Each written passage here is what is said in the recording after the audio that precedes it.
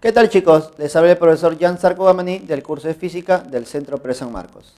En esta oportunidad vamos a desarrollar los problemas de la semana número 15, correspondiente al tema de electromagnetismo, que está relacionado con el flujo magnético.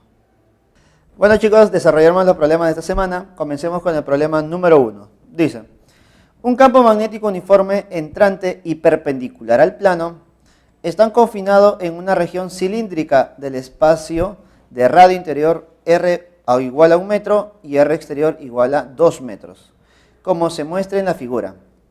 Si la medida del flujo magnético en dicha región es de 3 pi Webers, determine la magnitud del campo magnético. ¿Te das cuenta que el problema me está dando el flujo, cierto? A ver, notemos por aquí. Me están diciendo que el flujo magnético vale 3 pi Webers. ¿Listo? Y en base a eso me están pidiendo el campo. Ahora, algo muy importante que creo que has notado, ¿no? Algo muy importante que has notado.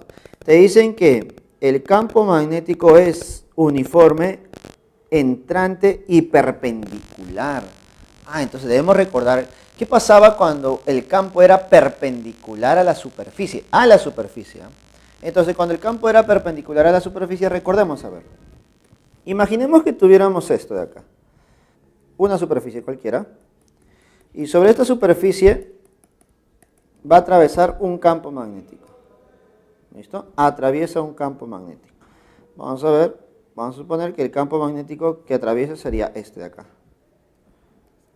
¿Listo? Ahí está. Campo magnético B. Entonces, se está generando un flujo. Debido a ese campo sobre esa superficie se está generando el flujo, ¿no? Recordemos cómo se calculaba el flujo.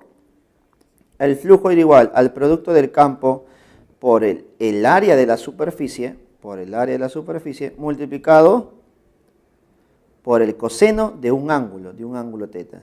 Ahora, para graficar ese ángulo teta, recuerda que nosotros trazábamos una línea perpendicular, ¿cierto? Una línea perpendicular a la superficie. Y respecto a esa línea perpendicular se formaba ese ángulo teta. ¿Ya está?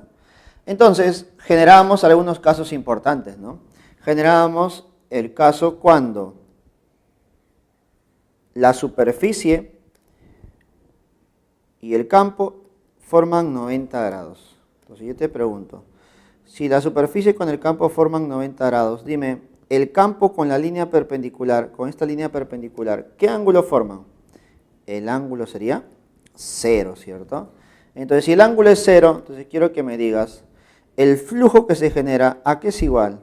Al producto del campo por el área por el coseno de 0. ¿Y el coseno de 0 cuánto vale? Vale 1.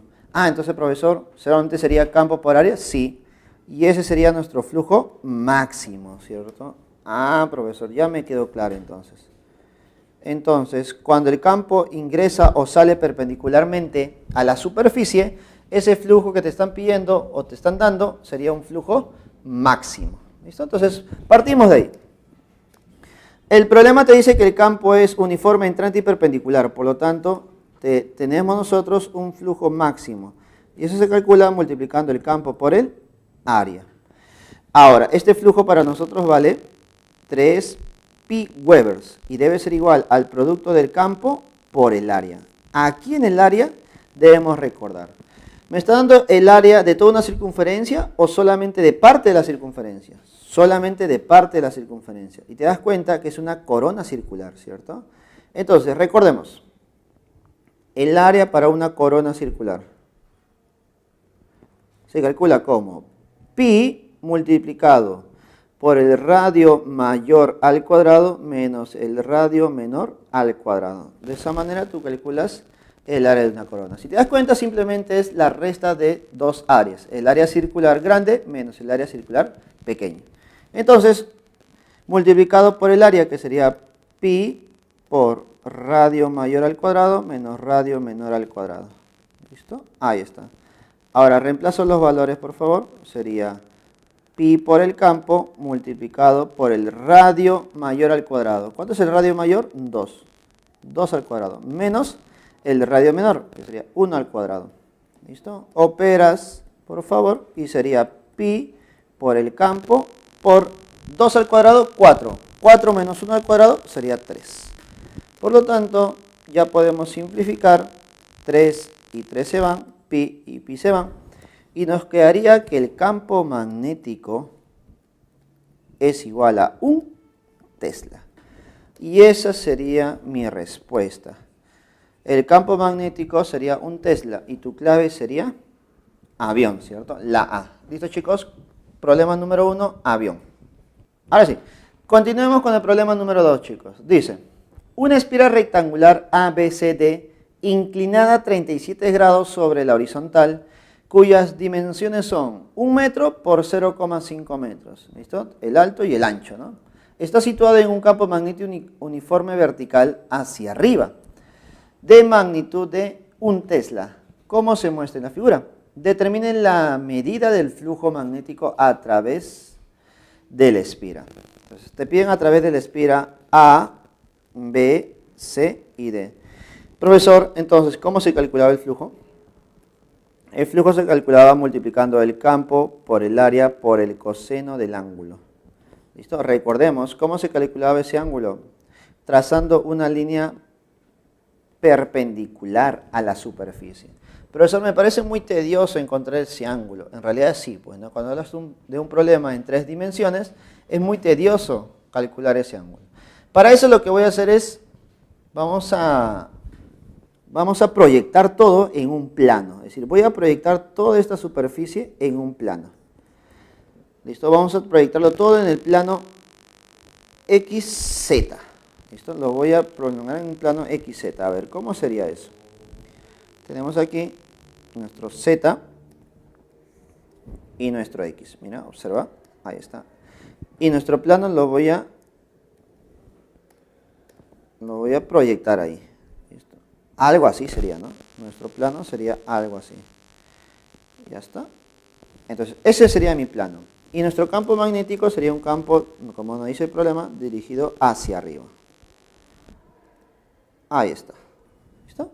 Ahora, recuerda, para calcular el ángulo nosotros debemos trazar una línea perpendicular. ¿A quién? A la superficie. Algo así sería. Y el ángulo que nos estarían pidiendo sería este ángulo de teta. ¿Listo?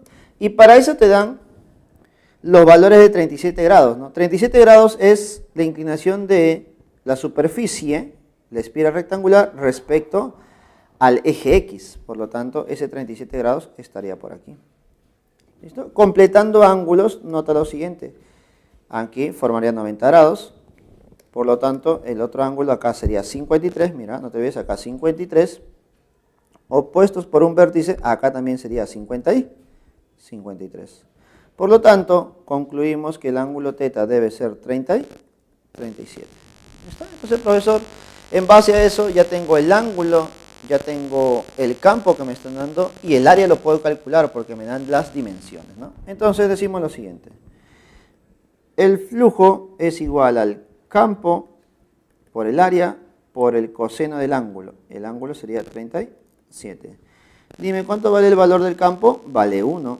El área, profesor, es un rectángulo, lado por lado, ¿no? 1 metro por 0,5 metros. Ahí está. Por el coseno de 37. ¿Cuánto es el coseno de 37? Coseno de 37 vale 4 quintos. A ver, opera, por favor. 1 por 1, 1. 1 por 0,5, 0,5. 0,5 por 4, ¿cuánto sería? 2, ¿cierto? 2. Y 2 sobre 5, dime, ¿cuánto será tu flujo? Tu flujo sería 0,4, ¿cierto? Tu flujo sería 0,4. ¿En qué unidades? En Webers. ¿Listo? Entonces, el flujo que me están pidiendo en este problema sería 0,4 Webers. Y la clave sería la D. ¿Listo, chicos? Problema número 2, clave dado. Listo, chicos, continuando con los problemas de esta semana. Resolvamos el problema número 3, que dice, a ver.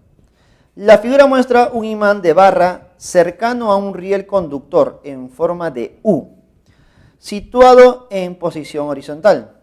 Sobre el riel se desplaza una varilla conductora MN con rapidez constante V, formando con el riel una esfera rectangular de área variable. Considerando que el campo magnético del imán de la barra a través de la esfera es uniforme, es decir, que no cambia, su valor no cambia, indique la verdad o falsedad de las siguientes proposiciones. Proposición 1. El flujo magnético a través de la espira aumenta. Es decir, el flujo, la cantidad de líneas que pasan a través de esa espira aumentará. 2. La dirección de la corriente inducida en la barra es del extremo M al extremo N. Entonces me están pidiendo analizar la dirección de la corriente inducida. 3. El imán de barra y la espira se repelen. A ver, comencemos con el problema. Entonces recordemos, a ver, si yo tengo un imán, recuerda que un imán genera un campo a su alrededor, ¿no? Y las líneas de campo siempre salen de norte hacia sur. Las líneas de campo siempre salen de norte hacia sur. Algo así, mira. Salen de norte hacia sur. Salen de norte hacia sur. Salen de norte hacia sur. Ahí está. Por lo tanto, si esas son las líneas de campo del imán, dime, esas líneas de campo que son infinitas a su alrededor, dime, ¿cómo atravesarán a esta espira rectangular? Pues, ¿no? ¿Cómo atravesará a esta espira? ¿Cómo lo atravesará? A ver, dime, ¿será un campo entrante sobre la espira o será un campo saliente? Notas aquí que debido a ese polo norte genera un campo saliente del imán, pero sobre la espira sería entrante. Entonces son líneas entrantes sobre la espira. ¿Listo? Para poder analizarlo mucho mejor, lo vamos a graficar aparte. Mira, observa. Ahí está. Esos son los rieles.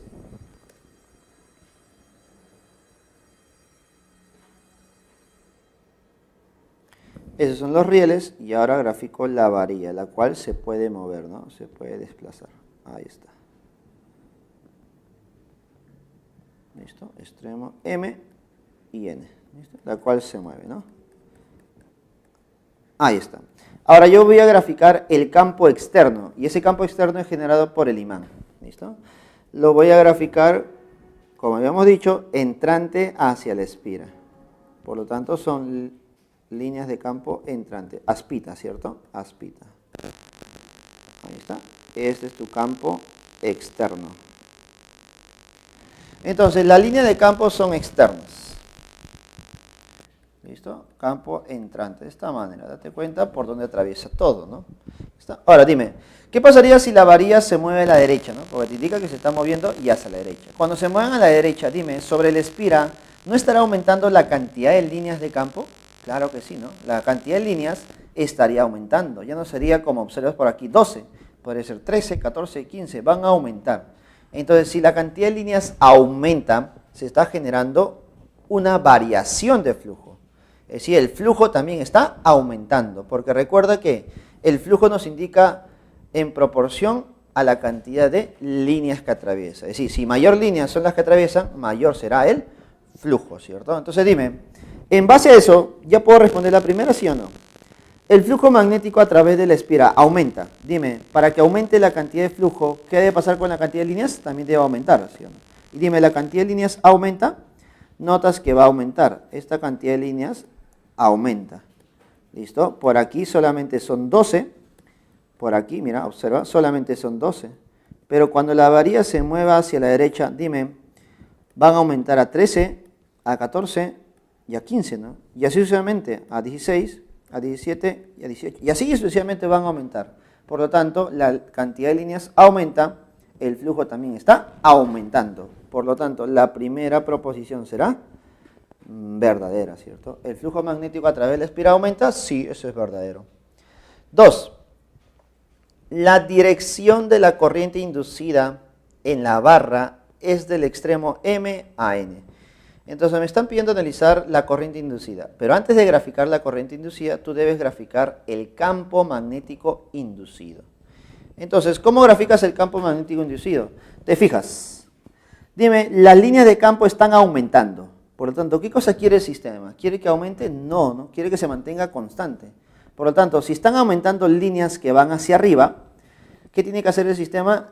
Contrarrestar esas líneas que salen de esa varilla, ¿no? Entonces, observa, en esta superficie, en esta espira rectangular, están aumentando las líneas de campo externo, y esas líneas de campo externo son entrantes. Si esas líneas de campo están aumentando y son entrantes, ¿qué debe hacer el sistema? Contrarrestarlo con líneas que van hacia arriba, salientes, ¿no? Salientes. Entonces, ¿cómo grafico esas líneas de campo salientes que van a contrarrestar?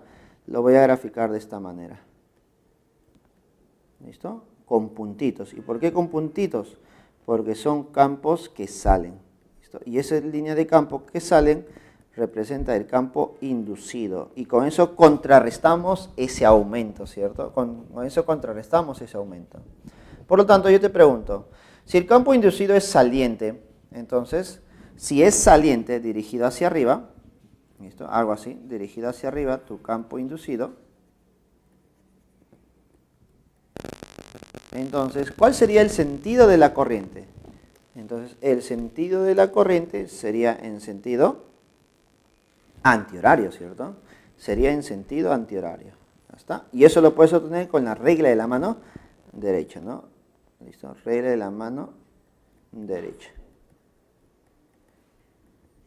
Ahora, esa dirección lo voy a representar en mi espira. Si va en sentido antihorario, va en este sentido antihorario, dime, ¿cuál sería el sentido en la varilla que se está moviendo? ¿No te das cuenta? Y sería desde M hasta N. ¿No sería de M hasta N? ¿Sí o no? Claro, sería de M hasta N. Ahí está. Ese sería el sentido de la corriente. Obviamente recuerda que es una corriente inducida, ¿no? Una corriente inducida. ¿Está? No te olvides, por favor. Corriente inducida. Ahí está. Por lo tanto, yo te pregunto, ¿la segunda proposición será verdadero o falso? Dice, la dirección de la corriente inducida en la barra es del extremo M a N. Notamos que eso ocurre, ¿no? La corriente inducida va de M hasta N. Por lo tanto, la segunda proposición será verdadera. La segunda proposición será verdadera. Ahora vamos con la tercera, chicos. Tercera proposición. Dice, el imán de barra y la espira se repelen. Para poder decir yo si dos cuerpos se atraen o se repelen, los debo representar como si fueran imanes. Profesor, ¿y cómo voy a hacer eso? Entonces, ¿cómo representas algo como si fuera un imán? Por las líneas de campo que generan. Porque recuerda que el campo en un imán debe salir de un punto y regresar al otro. Entonces va a importar mucho de dónde sale. Entonces dime, esta espira genera campo hacia arriba. Por lo tanto, por arriba el campo está saliendo. Por lo tanto, por arriba sería como un imán de polo norte. Porque de arriba debe salir. Entonces, arriba está el norte. ¿Y abajo quién debe estar? El sur, ¿no? Entonces yo estoy representando a mi espira como si fuera un imán. Entonces podemos decir lo siguiente. Tengo por aquí mi imán de barra, sur y norte, ahí está. Y representado de la misma manera, nuestro otro imán. Pero es la representación de ¿quién? De mi espira. Mi espira se está representando como si fuera un imán. Dime, este es tu imán y este es tu imán de espira y tu imán de barra. Dime, norte con norte. ¿Qué pasa norte con norte? ¿Se atraen o se repelen? Obviamente recuerda que norte con norte se repelen, ¿no? Se van a repeler. ¿Listo? Por lo tanto, la tercera proposición, ¿será verdadero o falso? La tercera proposición será verdadera. ¿Y la clave cuál sería? La clave para el problema número 3 sería enano, ¿no? Sería la E. ¿Listo, chicos? Problema número 3, enano. ¿Listo, chicos? Continuemos con el problema número 4, que también es de verdadero o falso. Problema 4 dice, en la figura el circuito 1 se encuentra en reposo y el circuito 2 está en movimiento con rapidez constante V. Indica la verdad o falsedad de las siguientes proposiciones. 1. La corriente eléctrica inducida en el circuito 1 tiene sentido horario. 2. La corriente eléctrica inducida en el circuito 1 tiene sentido antihorario. 3. Si la intensidad de la corriente eléctrica generada por la batería en el circuito es constante, no se induce corriente eléctrica en el circuito 1. A ver.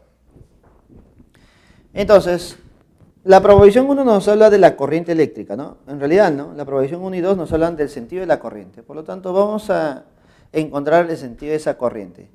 Ahora, sobre el circuito 1. Ahora, en el circuito 2, ¿qué está ocurriendo? A ver, ¿te das cuenta que tenemos una FEN en este circuito 2? Y recuerda que debido a la FEN se genera una corriente, ¿no? Entonces tenemos por aquí una corriente.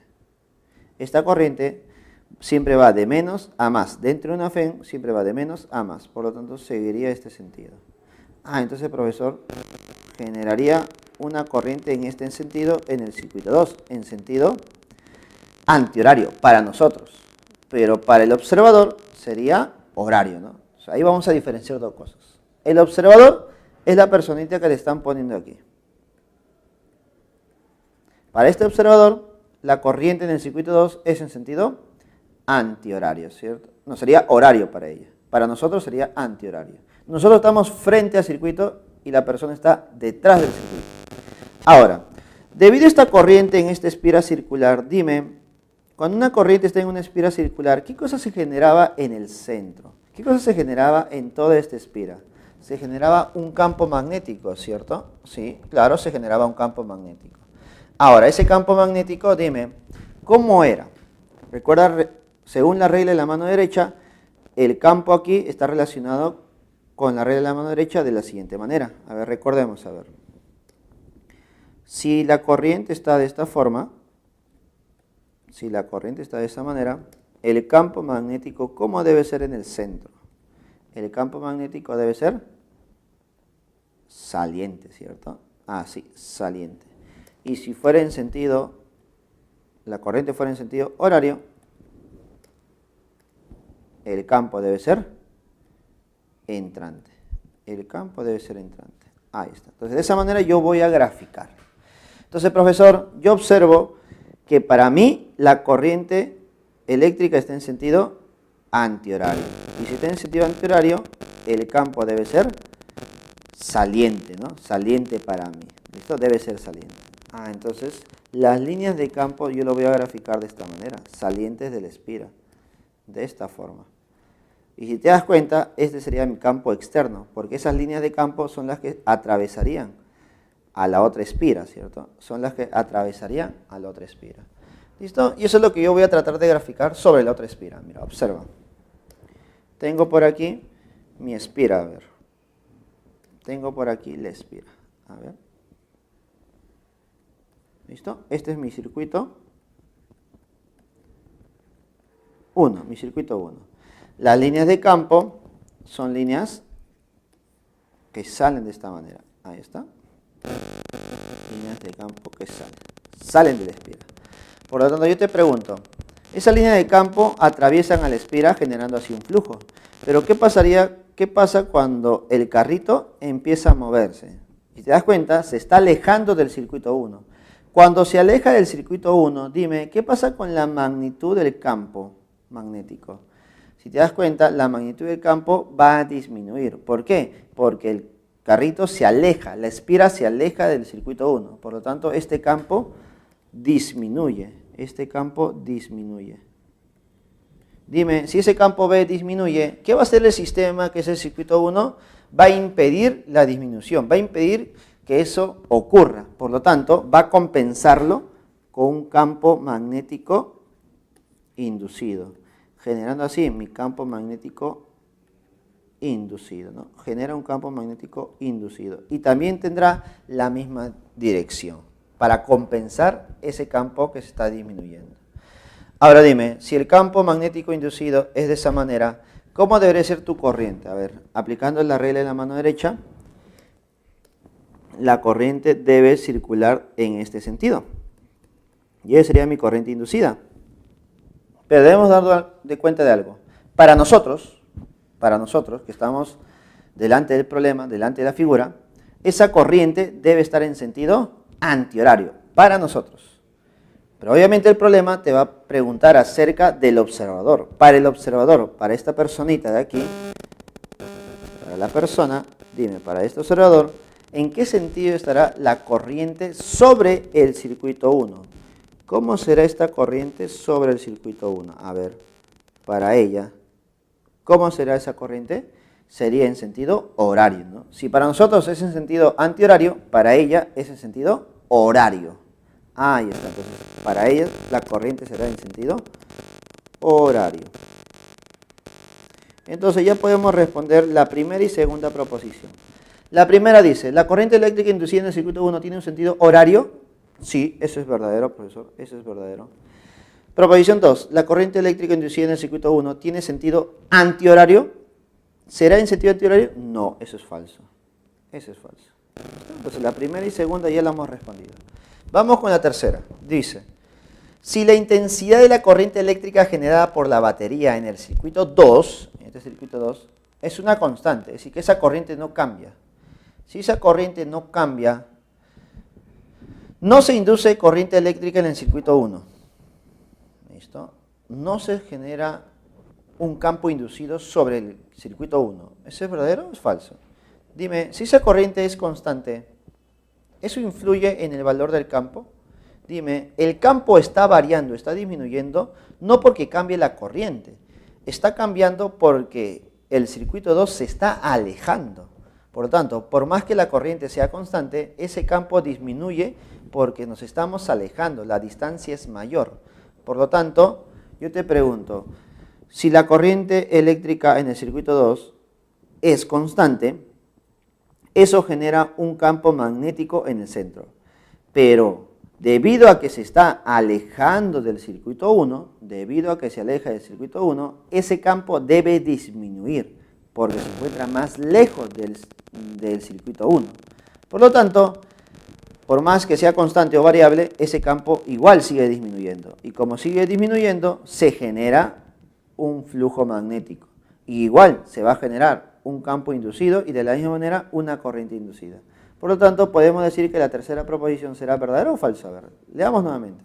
Si la intensidad de la corriente eléctrica generada por la batería en el circuito 2 es constante, no se induce corriente eléctrica en el circuito 1. Eso es falso, ¿no? Por más que sea constante o variable, sí se genera una corriente inducida. Por lo tanto, la tercera será falsa. Y nuestra clave para el problema número 4 sería la A. ¿Listo, chicos? Problema número 4, avión. Bueno, continuemos, chicos, con el problema número 5. Y nos dice, una bobina de 400 espiras cuya sección transversal, es decir, el área transversal, tiene un área de 20 centímetros cuadrados. Se coloca en un campo magnético B, que varía con el tiempo t, según la gráfica mostrada. Si las líneas de inducción son perpendiculares a la sección transversal de la bobina, determine la magnitud de la fe inducida en la bobina en el intervalo de tiempo de 0 a 2. Entonces recordemos, a ver, chicos. Nos están pidiendo la fe inducida. La fe inducida para n espiras se calcula de la siguiente manera. Número de espiras por variación del flujo sobre variación de tiempo.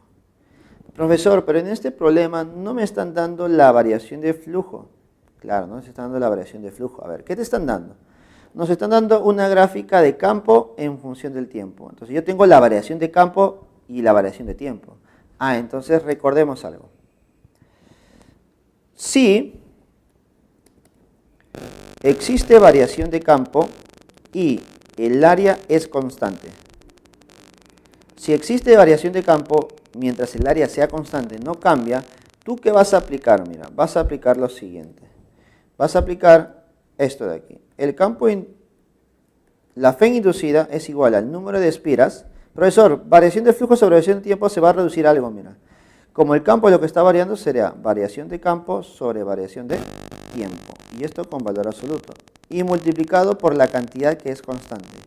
En este caso, por el área. ¿Listo? De esa manera. Profesor, ¿y el otro caso cuál sería? Bueno, el otro caso creo que lo puedes analizar de esta manera. Cuando existe variación de área y el campo es constante. El campo magnético es constante. Entonces, de la misma manera, la fe inducida será igual al número de espiras por el valor absoluto de la variación de área sobre variación de tiempo por el campo magnético, el cual es constante. ¿Listo? Ahí está. Entonces, notamos que en este problema nosotros vamos a aplicar la primera, ¿no? La primera ecuación. Entonces, analizando con los valores que nos dan. La Fe inducida es igual al número de espiras multiplicado por la variación de campo sobre variación de tiempo multiplicado por el área. ¿Cuántas espiras tenemos aquí? Tenemos 400 espiras, ¿no? Por variación de campo. Profesor, esa variación de campo sobre variación de tiempo, ¿dónde lo obtengo? Lo vas a obtener en la gráfica. Y si te das cuenta, la variación de campo entre variación de tiempo de 0 a 2 sería esto de acá, mira, variación de campo, y el de acá sería tu variación de tiempo. ¿Cuánto es tu variación de campo? De 0 a 1 sería 1. Y tu variación de tiempo de 0 a 2 sería 2. Entonces tendríamos que sería 1 sobre 2, un medio. Multiplicado por el área. Profesor, el área es 20 centímetros cuadrados. Recuerda que el área debe estar en metros cuadrados. Por lo tanto, simplemente 20 por 10 a la menos 4. Es el factor de conversión para áreas de centímetros cuadrados a metros cuadrados. Entonces, operando esto, 400 sobre 2 sería 200 por 20 por 10 a la menos 4. Profesor, 200 por 20 sería 4000. Y 4000 es 4 por 10 al cubo. Y esto por 10 a la menos 4. Por lo tanto, dime, ¿cuánto será tu Fe inducida? 4 por 10 al cubo por 10 a la menos 4 es 4 por 10 a la menos 1. Y eso en decimales, ¿cómo sería? Sería 0,4 unidades volts. ¿Listo, chicos? Por lo tanto, la Fe inducida para este problema, para 400 espiras, sería 0,4 volts. Y la clave sería la B. Listo, chicos. Vamos con el problema número 6. Dice, un disco metálico de radio R igual a 10 centímetros está rotando, mira. Mira, está rotando este disco a razón de 20 revoluciones por segundo alrededor de su eje en un campo magnético uniforme de magnitud de 0,2 pi Tesla, perpendicular al plano del disco, como se muestra en la figura. Pregunta, ¿cuál es la diferencia potencial por inducción electromagnética entre el centro y el perímetro del disco? Es decir, hasta un punto extremo. De aquí hasta un punto extremo. Sabiendo que el disco está girando con una velocidad angular a razón de 20 revoluciones por segundo. Entonces, estos casos son particulares, ¿no? Recuerda que este tipo de problemas son particulares, así nada más no se ven. Entonces, como son particulares, la solución también es particular. Entonces, para estos casos, esa diferencia potencial, recuerda que una diferencia potencial viene a ser una FEN también, ¿no? Es una FEN. ¿Listo? Y es la FEN inducida generada por la rotación de ese disco. Ahora, ¿cómo se calcula esa FEN o diferencia potencial entre los extremos del centro y el extremo del disco? Se va a calcular como la velocidad angular multiplicado por el campo magnético multiplicado por el radio del disco al cuadrado. Y todo sobre 2. ¿Sí, chicos? De esa manera tú vas a calcular la diferencia potencial o la FEN inducida por este disco en rotación. ¿Listo? Entonces, aplicando esta solución, decimos lo siguiente. Nuestra diferencia potencial es igual a velocidad angular. Profesor, pero no me dan la velocidad angular. Profesor, pero te están dando la cantidad de revoluciones por segundo. ¿Qué significa 20 revoluciones por segundo? ¿Qué dato es este? La frecuencia. Entonces tú te acuerdas, ¿no? Que la velocidad angular está relacionada con la frecuencia. Entonces nota por aquí. No te olvides que la velocidad angular es 2pi sobre el periodo o 2pi por la frecuencia. Entonces podemos decir velocidad angular es 2pi por la frecuencia. A ver. ¿Y cuánto sería la frecuencia? 20, ¿no? Entonces 2pi por 20. Multiplicado por el campo. ¿Cuánto es el campo magnético? 0,2. Profesor, ¿lo puedo colocar como 2 por 10 a la menos 1? Sí. No te olvides, por pi todavía. Por el radio al cuadrado. Chicos, el radio es 10 centímetros.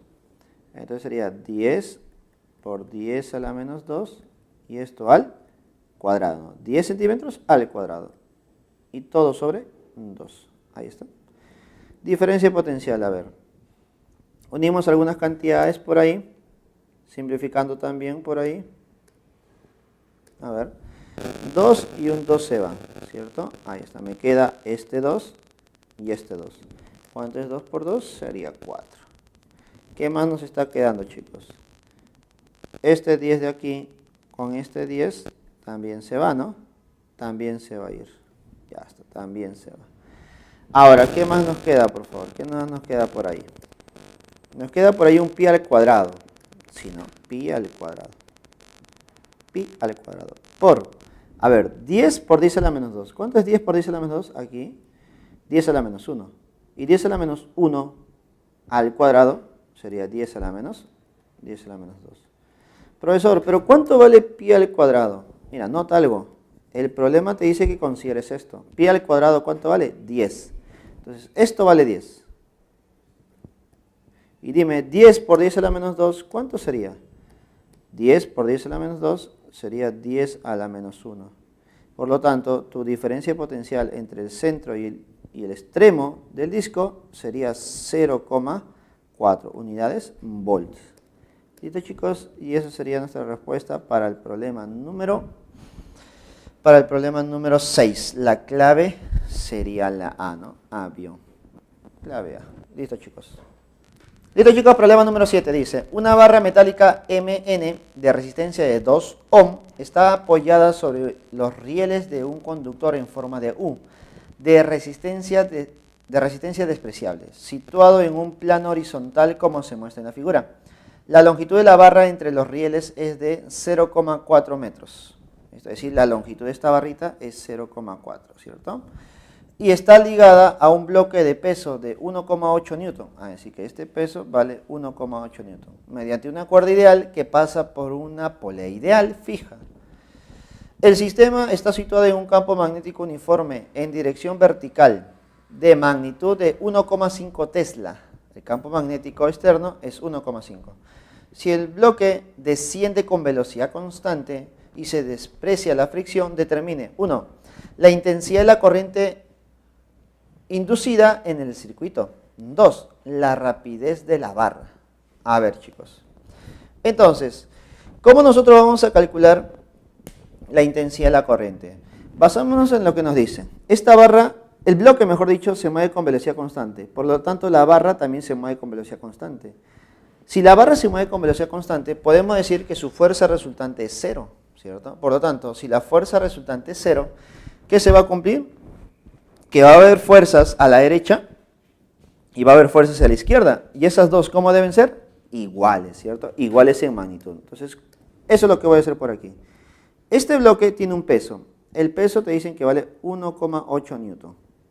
Por lo tanto, la tensión, cuando este cuerpo se mueve con velocidad constante, también debe ser 1,8 newton. Por lo tanto, por aquí hay una fuerza que jala la varilla con 1,8 newton. Ahora, contraria a ella, ¿qué fuerza va a aparecer? Mira, contraria a ella aparece la fuerza magnética. Profesor, ¿y cómo así se aparece la fuerza magnética? Porque recuerda que la fuerza magnética aparece cuando por el circuito circula una corriente I y existe un campo magnético exterior, ¿cierto? La fuerza magnética debido al movimiento de las cargas, ¿cierto? Y eso genera la corriente. Entonces, yo te voy a decir algo. Esa fuerza magnética que va hacia la izquierda no debe ser igual al valor de 1,8 newton. Claro que sí. Recordando el tema anterior, ¿cómo se calculaba la fuerza magnética para un conductor lineal? Para un conductor lineal se calculaba con campo, intensidad de la corriente, multiplicado por la longitud, ¿no es cierto? Bill. Y este es igual a 1,8. Pregunta, ¿cuánto será el campo externo? El campo externo es 1,5. ¿Listo? Campo externo es 1,5. Por la corriente que nos están pidiendo, por la longitud, a ver. La longitud vale 0,4. Y este es igual a 1,8. A ver. Multiplicando 1,5 por 0,4 sería 15 por 4. 15 por 4 sería 60. Sobre 10 y sobre 10, sobre 100. Y esto sería por la corriente I. ¿Listo? Y este es igual a 18. Un cerito un cerito se va, ¿cierto? Saca sexta 1, saca sexta 3. Por lo tanto, ¿cuánto sería mi corriente? A ver, analizando bien. Ah, mira, al otro lado tenemos sobre 10, ¿no? Al otro lado sería 1,8, que sería 18 sobre 10. Entonces, al otro lado sería 18 sobre 10. Entonces, también se va a ir otro 10, ¿cierto? Por lo tanto, nuestra corriente eléctrica sería 3 amperes, ¿cierto? Hasta ahí ya tenemos parte del problema. ¿Listo? La corriente vale 3. Ahora, vamos con la segunda, dice. La rapidez V de la barra. Me están pidiendo la rapidez V. ¿Cómo podemos encontrar nosotros la rapidez? A ver, ¿cómo podemos encontrar la rapidez? Y para eso creo que en el problema te están dando, ¿qué cosa? La resistencia. Y si yo tengo la corriente, dime, ¿puedo calcular la FEN? Sí. Pero dime, ¿la FEN, cuando tengo una varilla en movimiento, también se puede calcular de una manera? Sí, también, mira. Esta FEN inducida se puede calcular como el producto del campo por la longitud por la rapidez de la varilla. Pero además, recuerda que por ser una FEN, se cumple que es corriente por resistencia. Y esto es igual a campo, longitud por rapidez. A ver, reemplazando los valores, tendríamos corriente vale 3, la resistencia vale 2, el campo vale 1,5, la longitud vale 0,4. ¿Listo? Y con eso encontramos la rapidez. Y con eso nos vamos a dar cuenta que la rapidez en este problema vale 10 metros sobre segundos. ¿Listo? Por lo tanto, la rapidez sería 10 metros sobre segundos. Entonces, corriente 3 y rapidez de 10. ¿Cuál sería tu clave? La clave sería la A. ¿Listo, chicos? Problema número 7, clave A. Ahora, chicos, problema número 8 dice: una máquina de soldar requiere de un transformador, como el mostrado en la figura, de modo que se genere una corriente de intensidad de 200 amperes. Se va a generar eso, por lo tanto es la corriente de salida. El transformador de la máquina tiene 1200 espiras en la bobina primaria y está conectado a una fuente de 220 volts. Entonces sería mi voltaje primario, que genera una corriente de intensidad de 2,5, mi corriente de entrada primaria. Determina el número de espiras en la bobina secundaria. A ver, ¿qué se cumple en una bobina? Recordemos, en una bobina se cumple que el número de espiras en el primario sobre el voltaje en el primario es igual al número de espiras en el secundario sobre el voltaje en el secundario. ¿Listo? ¿Qué más se cumplía? Se cumplía que el voltaje en el primario por la corriente en el primario es igual al voltaje en el secundario por la corriente en el secundario. Profesor, a mí me están pidiendo el número de espiras en el secundario, pero ya me dan el número de espiras en el primario y el voltaje en el primario. ¿Qué me estaría faltando? La diferencia potencial en el secundario. Pero dime, ¿esa diferencia potencial no lo puedes calcular de abajito? Claro que sí. Entonces, despejando de la expresión de abajo, tendríamos que la diferencia potencial en el secundario, voltaje en el secundario, es igual a voltaje en el primario por la corriente en el primario sobre la intensidad de corriente en el secundario. Y esa expresión lo voy a reemplazar aquí. ¿Listo? A ver, reemplazando, ¿cómo sería? Número de espiras en el primario sobre voltaje en el primario es igual a número de espiras en el secundario sobre voltaje en el primario sobre corriente en el primario sobre corriente en el secundario. ¿Listo? Todo este término pasándolo al otro lado me quedaría lo siguiente. Número de espiras en el secundario será voltaje en el primario sobre voltaje en el primario por número de espiras en el primario por corriente en el primario sobre corriente en el secundario, ¿cierto? Y te das cuenta que el número de voltaje en el primario y en el primario se va y me quedaría una sola relación, ¿no? Ahí está. Por lo tanto, número de espiras en el secundario es número de espiras en el primario. En el primario, ¿cuánto tenemos? 1200. Corriente en el primario te dicen que vale 2,5, ¿no? Sobre corriente en el secundario, que es 200. ¿Listo? Ahí está. Simplificando todo esto, un cerito, un cerito, un cerito, un cerito. Se va, sacas mitad 1, mitad 6. ¿Y cuánto sería 6 por 2,5? 6 por 2,5 solamente me queda 15, ¿no? me quedaría 15. Por lo tanto, chicos, el número de expiraciones secundarios sería 15 y nuestra clave para este problema número 8 sería la C. Listo, chicos. Problema número 8, clave C. Bueno, chicos, ya terminamos con los problemas. Ahora te toca a ti resolver los problemas para casa. Conmigo será hasta otra oportunidad. Hasta luego, chicos.